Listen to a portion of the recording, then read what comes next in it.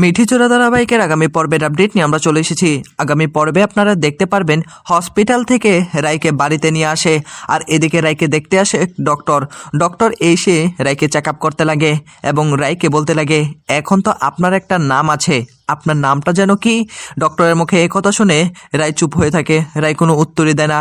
পাশে দাঁড়িয়েছিল সেই ঈশা অঞ্জন তখন ডক্টরকে বলতে লাগে, ওর নাম এখন থেকে অনামিকা, এই বলে হাসতে থাকে। আর এদিকে রায় তাদের দিকে তাকিয়ে থাকে।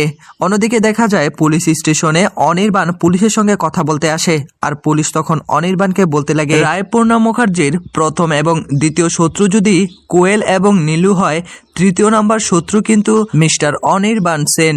অনির্বাণ পুলিশের মুখে এই কথা শুনে ভীষণই চমকে ওঠে। অনির্বাণ তখন পুলিশ অফিসারের দিকে তাকিয়ে বলতে লাগে, এটা আপনি কি বলছেন?